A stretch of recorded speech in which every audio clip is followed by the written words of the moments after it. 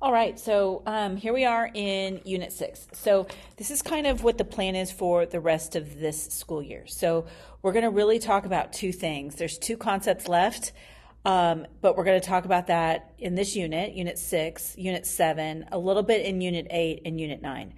So we're going to spend the most time on Unit 6. That's why you have a fat packet, and then 7, 8, and 9 are going to be really fast. So what we've been doing is we've been calculating sampling parameters based on our population parameter and a sampling statistic. So now what we are going to do is we're going to come up with a confidence interval, which is going to estimate the value of that population parameter. And so we're going to use an interval rather than a single value to account for sampling variability. So that's why we're doing this. So this is done with single populations and differences in populations. So this is exactly what we saw on our last unit, in Unit 5. Let me show you this here, where we had for one population and we had two populations. So we had differences. And so we were dealing with this. So with proportions, we were dealing with this part of our formula sheet. And with means, we were dealing with this part. Now we're going to just shift over here and we're going to be dealing with our standard error. So these sample statistics, this is all going to come into play now. Okay? So we're going to talk about confidence intervals. And so for this first one, it's going to be categorical data. And then within a confidence interval, we're going to come up with a significance test.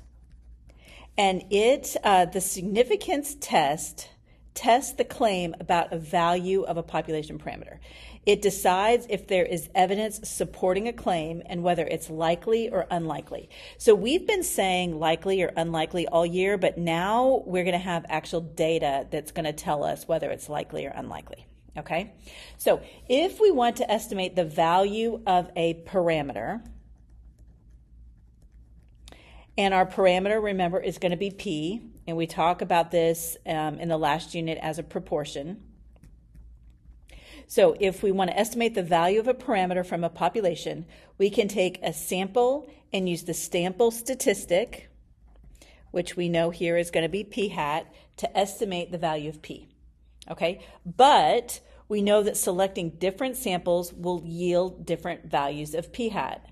Right? That's why we do a sampling distribution. We get many values of P hat. And that's what this says. Therefore, we get a different estimate of P each time. All right? So because of this, instead of giving a single estimate for P, we want to give an interval of plausible values for that population parameter using P hat. So instead of saying we have a value, our proportion is going to be 0.36. Now we're going to say it's going to be from 0.33 to 0.38 or something like this, right? So we go from saying one value to saying we've got this interval or this range of values. Okay, so the confidence interval, that's what we're looking for. We're looking for an interval now. The confidence interval is an interval of plausible values for an unknown parameter value. All right, so the population proportion, so we know what this is, population proportion of P, we can estimate using P hat as our point estimate. So this word comes back. So we have this point estimate, and we can construct this new thing that we're going to introduce here, which is called a margin of error. So now we're going to have this margin of error. So what happens is we're going to have this point estimate right here. That's going to be the value that we're going to come up with, right? And then we're going to have plus or minus our margin of error. All right, and this plus or minus is what gives us our interval. Okay, so the margin of error is constructed with a degree of confidence, so confidence interval, and the standard deviation of the sampling distribution. So sampling distributions are coming back. Okay, and so the confidence level describes how confident we are that the interval captures our true proportion. So this value P here is going to be our true proportion. Okay, so if I have an example, so this example forms right here, if I have an example, I would have 0.55 plus or minus 0.15.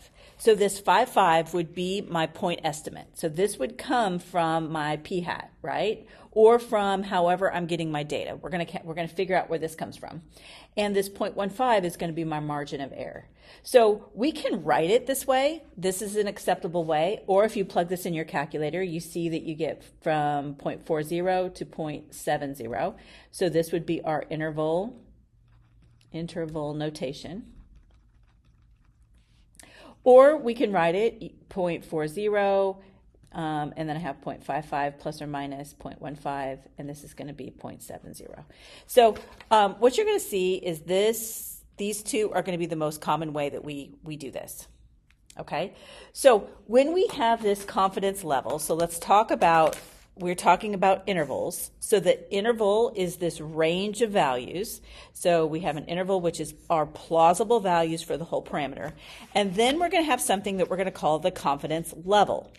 Okay, so the confidence level generally is described as C%, where C represents the area between two z-scores. So it represents the area between two z-scores, and we are going to call this a critical value.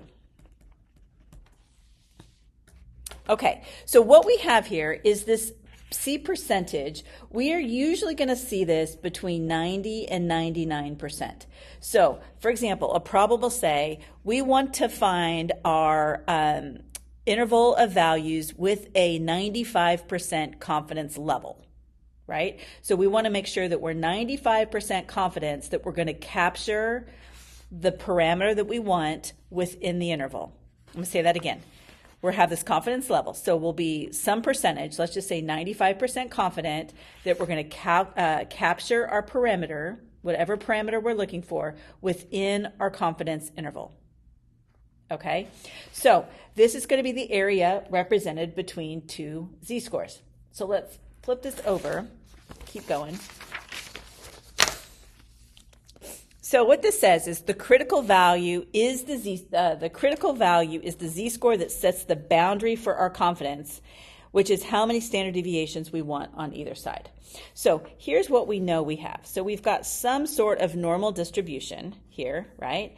And we're going to have this confidence level that we have here in the middle. And we don't know what this is, but this is going to be my confidence level. And this can be, let's just say we're looking at 95% confident. So in between these two lines, this is 95% of the data that we want to capture. So what happens is we label these z-scores. Remember, the z-score is the critical label. Now we're going to label this as z star. So we go from just a z-score to a z-star. So on my normal curve here, this value now becomes z-star, and this value here now becomes z-star. And then here in the middle, we're going to have our mean. So normally what happens, we're going to label this on our normal curve, but we are only, I'm going to say usually, because it's almost always usually only the positive value is what we're going to work with. That's pretty bad English there, but we're really only going to work with the positive value that we have here. And remember, this z-score that I have, this is going to be my critical value. Okay, so what happens is we find this critical value, we find this area under the curve using inverse norm. And we've been doing that. So this is not a big deal on here. So we're not going to talk about like why we only deal with this positive z-score, but this is what we're looking for. Area under the curve, this is not new. Okay, so let's practice this. So this says we want to find z-star for the following confidence levels. So an 80% confidence level. So here's what this means. If I have an 80% confidence level, I'm going to have my normal curve. And I know that this value that I'm going to have that's in here is going to be 80%. That's what I'm looking for. And so if I'm looking for that, I've got my negative z-star value here and my positive z-star value here. But what I know is that this area under the curve is going to be 10%, and this area under the curve is also going to be 10%. Okay? Now, there are many different combos that we can put in our calculator, right? So I'm going to just talk through these really quick, and then we'll calculate what our z value is. If I use inverse norm for all of these, because it's area, I can do a center. And if I do inverse norm on the center, then I'm going to use 0.80, 0 for my mean, and 1 for my standard deviation. I can also use a left. And if I use a left here, I'm going to have 0.10, 0, and 1. Okay, I can also use a right. If I use a right, I'm going to have 0.90, 0, and 1.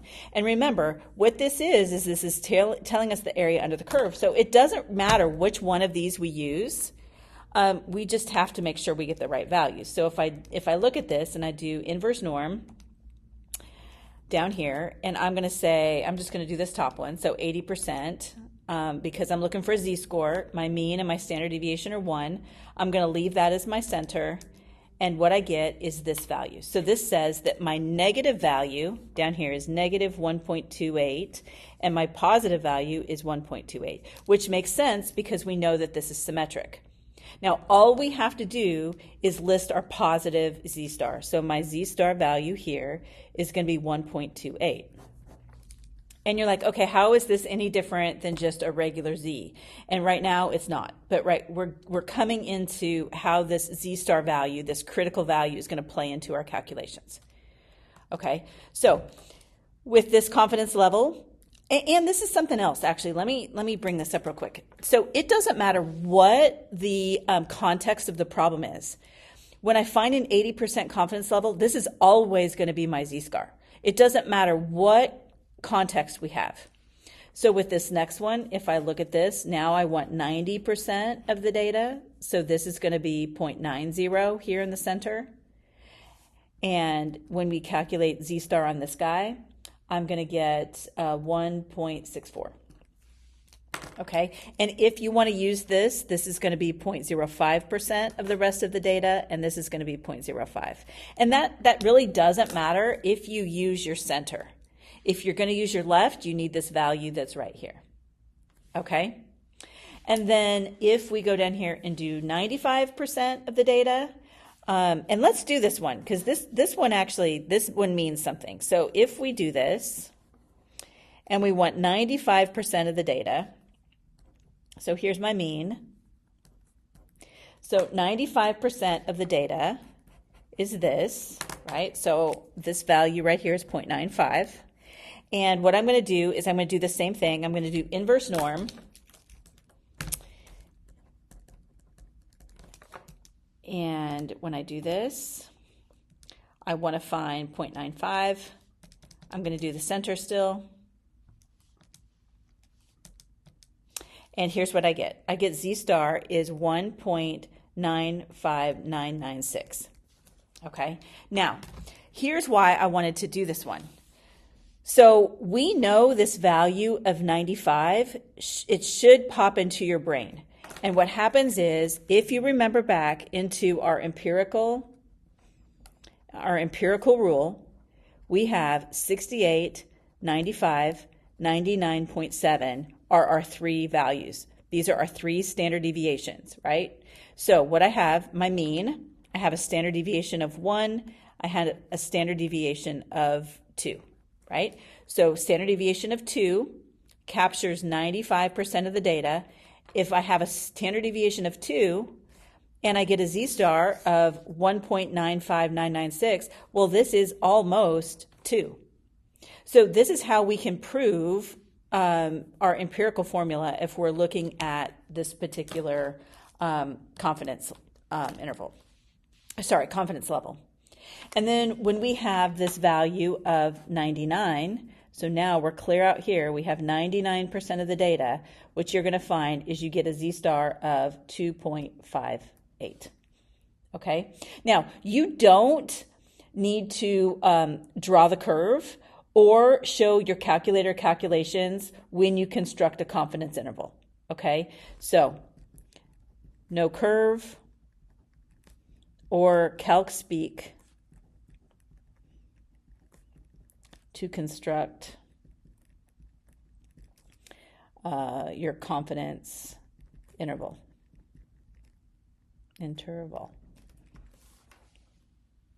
All right, so let's talk about where we're going with this.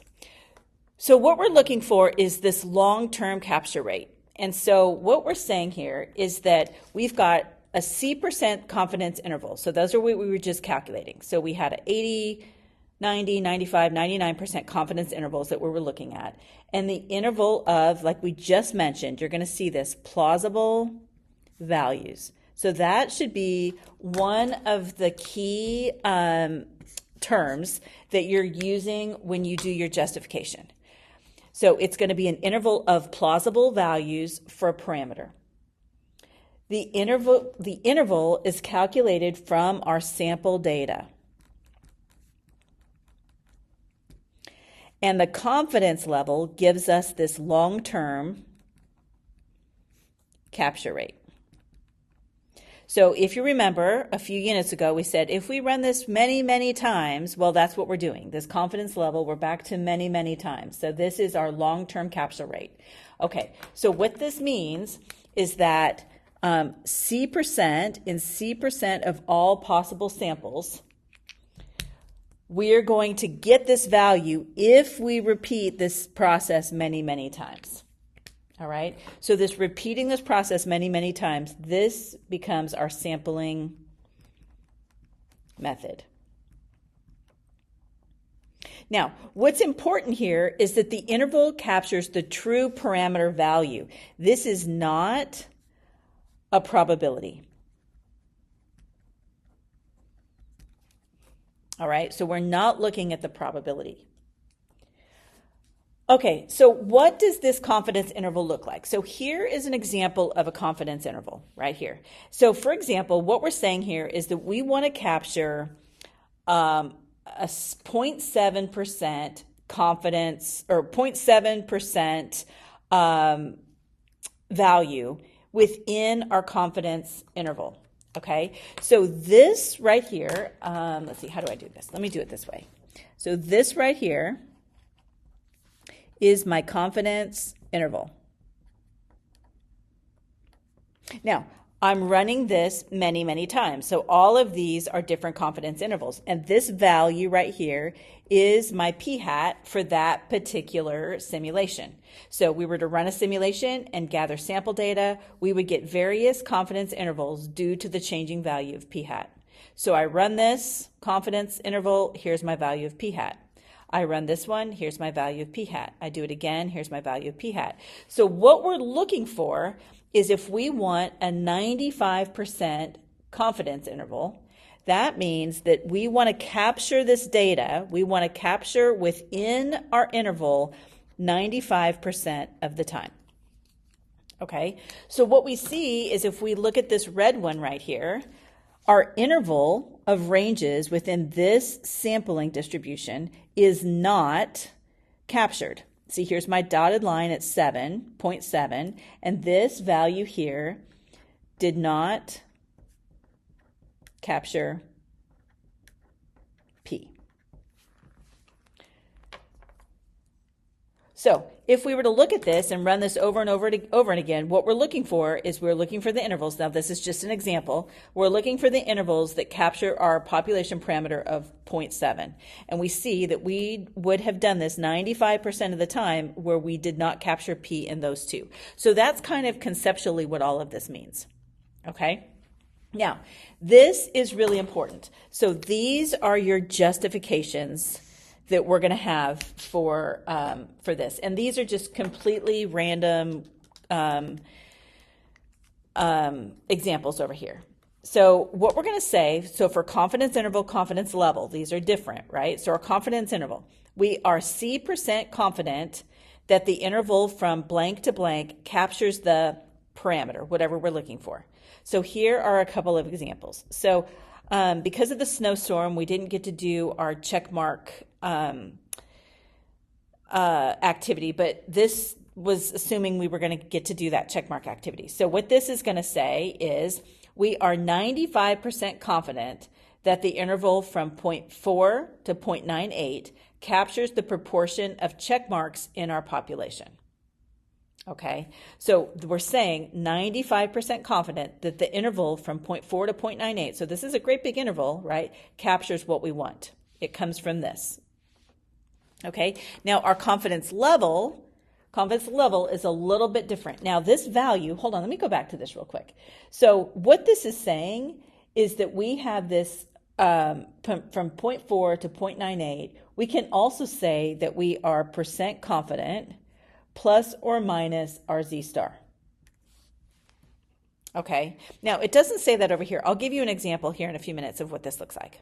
Okay, so let's go back to confidence level. So if we have this confidence level, if we take many samples of the same size or of size n equals 50 or whatever, but we have to say that we know whatever the size is from the population, about blank percent of them will result in an interval that captures the actual parameter value.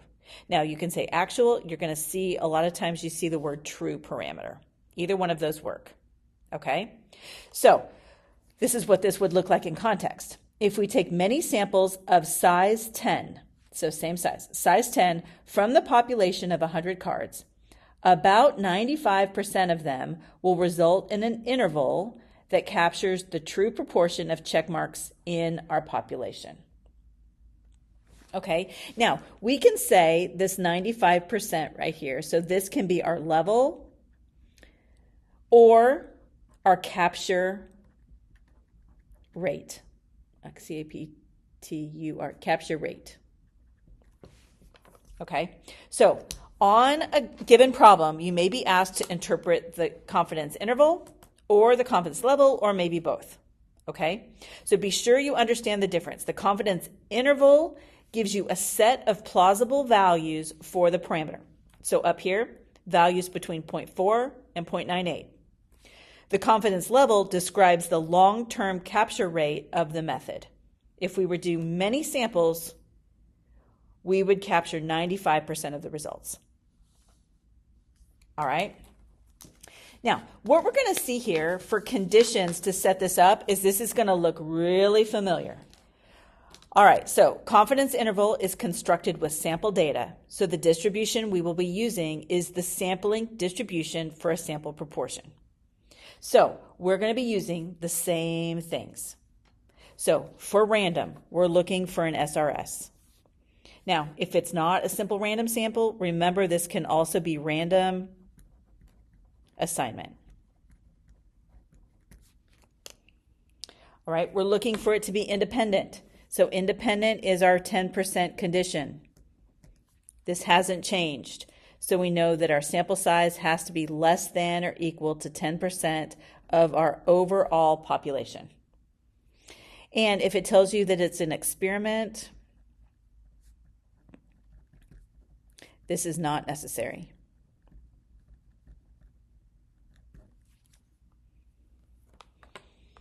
Okay, now this is the only one that's different. So our normal curve, you saw that when we construct this a minute ago, this is all going to be normal curve. If you remember in the beginning, I said that we are dealing with P hat versus P. We're looking at our sample distribution, versus our population parameter. So we're still looking for our large counts. That hasn't changed. And so what changes though is now I have n of p hat has to be greater than or equal to 10, and n of 1 minus p hat still has to be greater than or equal to 10. And p hat here is going to be my sample. And remember, my sample is also called my point estimate. Okay, so again, we're using p hat because we don't know the truth about p. That's what we want to try to figure out. Okay, so when calculating our standard deviation of our sampling distribution, because we do not know P from our population, we replace P with P hat.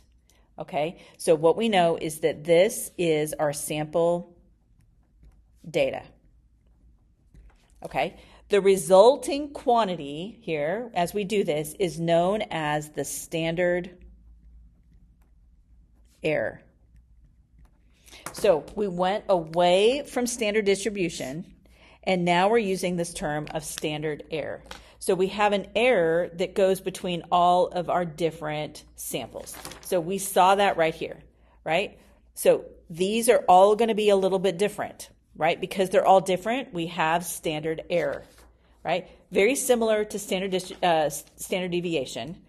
So what we're going to do here is it describes how close the sample proportion, so p hat, will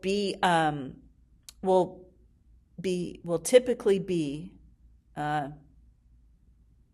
That's worded funny. So we're typically varying our p hat to the population proportion in repeated random samples of the same size.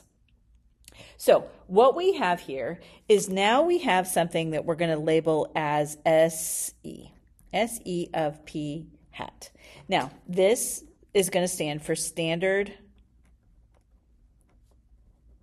error. Now, what you'll see on your formula sheet is this tells you right up here, standard error of sample statistics. Now, you'll see a lot of times, you'll either see this written as uppercase SE of P hat. On this, it's just S of P hat. Okay, so standard error, whether you do it as SE or you do it as S, it's going to be the same. And so what we see is when we have a sample proportion, we're going to start with, in Unit 6, we're dealing with just sample proportions. So if I'm dealing with a standard error of a sample proportion, here is the formula that I'm going to use. So what I have is the square root of P hat, 1 minus P hat, all over N. So let's look at this real quick. So here is my standard deviation of my one sample population. So one sample population and my standard error for my sample statistic. So remember, statistic is a sample. They're exactly the same. We're dealing with P and we're dealing with P hat. Now, if this is a free response question, you have to have the P hat when we're dealing with standard error. So if you're thinking confidence levels, confidence intervals, statistic tests, this is what we want, right? Even though the formula is the same, make sure you write that as P hat. Okay? So what do I want to say here? So P hat has errors because P hat is a smaller sample of all P, of the entire population. So as we do this, we're going to look at the standard deviation of our sampling distribution, right? So as we do this, we're going to go over here and we're going to actually create our confidence interval. So here's what happens. What I know is when the conditions are met with a C percentage confidence interval, we have this unknown proportion of P. So we have this formula, which is going to be P hat, and this P hat is going to be plus or minus Z star times the square root of P hat, 1 minus P hat, all over N. Now, if we look at this, this looks really crazy.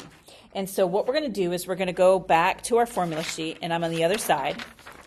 And what we see here for a confidence interval is it says we have a statistic plus or minus our critical value times our standard error of the statistic. Now, if you remember, I told you in the very beginning, we're doing this in Chapter 6, Chapter 7, Chapter 8, Chapter 9. So what we're going to be looking for is this standard error that we're going to have here, and even our statistic are going to change. Okay, so as these change, we're going to pull different values from our formula sheet, but the overall equation for confidence interval is not going to change. It's going to be this. So with this, what we have right here, we have our p hat, and our p hat value that we have here is our statistic. That's our p hat value. Our z star is our critical level, or our critical value. And this gives me my standard error. And we know that the standard error is really kind of our standard deviation. Now, because, and I'm just going to circle this because this is super important for this first one right here. It tells you right here, actually, I guess, z star is our critical value for the standard normal curve with C% of its area between negative and positive z star. Now, because we are in chapter 6, this is going to be called a one sample z interval for a proportion. Now, let's think about this. This makes sense. One sample, so we have one statistic, z interval, we have a z, for a proportion. Everything that we're doing is proportions. If you go back and want to do a look ahead, let me find my notes right here. We're doing this population proportions. The next one is going to be means. So guess what? This is going to be a one sample z interval for a sample mean, right? So this being able to call out what we do is going to be super important. You're going to be required to say this. Now, what you'll see often is that this is abbreviated to one prop z interval. And that is okay. One proportion z interval. Now, when we get to two samples, it's going to be a little different, but right now we can say one proportion z interval. All right? Very important that you've got this down. Okay, so let's practice one and put this whole thing together. See how this looks. So here's what I have. Recent survey wants to see the proportion of high school students who believe there's life on Mars. They poll the population. The poll's population was all American high school students. They selected an SRS of 430 students, found 204 of them believe that there is life on Mars. Construct and interpret a 96% confidence interval for the proportion of high school students who believe there's life on Mars. Well, guess what? We have the same things that we had with the sampling distribution. Communicate, condition, calculate, conclude. All right? So I have to identify, communicate the parameter P. So P is the proportion of high school students who believe life on Mars exists. Okay, now what do I know? I'm constructing this interval and it tells us right here. So my C%, the confidence level that I'm looking for here, is 96%. Okay, I need my sample proportion. I need my p hat. So I go back to the context of the problem. 204 students say there is life on Mars out of 430 students that were sampled. So on my calculator, here's what I have. 204 divided by 430. And this gives me a proportion, sample proportion of 0.4744. Okay? So one more thing under my communicate, and that is I have my confidence interval. If I have my confidence interval, then I can calculate my z-star, right? Because remember, context doesn't matter. So I go to my distribution, inverse norm, 0.96. I'm going to keep it at center, and I get a z-star value of 2.054. That's my z-star. Okay, next, I'm going to check my conditions. So first thing here is this random? And remember, the random gives me my center. And it tells me right up here they selected an SRS, so I'm good. All right, now I'm going to look, is this independent? My independent here is, let's see, where am I at? 430 students is going to be less than or equal to 10% of all high school students. And it tells us that in the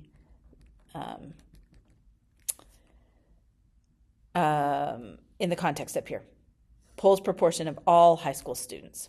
All right. Next thing I'm going to do is I'm going to check, and this gives me, this is going to be my calculation for standard error. And then down here, I'm going to look at my normal curve, which is going to be my shape.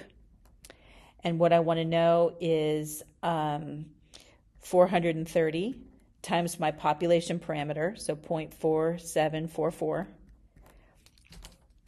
And I'm going to check it real quick. 430 times 0.4744 is well over 10. And 430 times 1 minus 0.4744, and I already know this value too, and that's also going to be greater than 10. Okay. Now I'm going to go into my calculate. So if I go over here to my calculate, it says right here, the first thing that I have to do when I calculate is this. I'm going to highlight this because it's so important. Identify the inference model. What model do we use? Well, what I'm going to use here is a one sample Z interval for proportions. Okay. Now, remember, we just talked about that, and you can simplify this, and you can say a one prop Z interval. That works. Doesn't matter. You just have to say it, one or the other. Okay. So here's what I know. I've got this formula, and my formula is going to be p hat plus or minus Z star times the standard deviation of p hat 1 minus p hat all over n. Well, guess what? We have this value, and we have this value, and we have this value. So my p hat was 0.474 plus or minus my z star, which is 0.2054, times my standard deviation.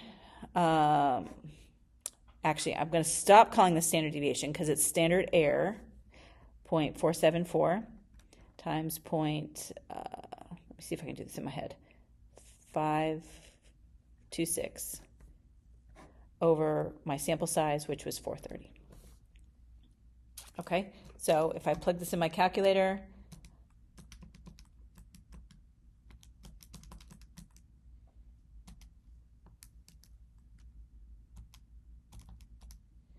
what I get is 0.474 plus or minus 0.0494. Now, I can go one step farther. I can say 0.474 minus 0.0494. So the low end of this interval is going to be 0.425, right? 0.4246. Sorry, my calculator's off screen here. And then my upper bound would be 0.474 plus 0.0494. So my upper bound here is 0.523. So this works. This is my interval. So either one of these would give you the value that you want. Okay? Last bit here, and then we're done. So interpret the interval in the context of the problem. So we're going to go right back to our sample interpretations that I gave you. So right here are our sample interpretations. So this is what we want. So we're going to say we are 96% confident that the interval 0.474 plus or minus 0.049 captures the true proportion of high school students who believe, believe there is life on Mars. Boom. All right, there we go.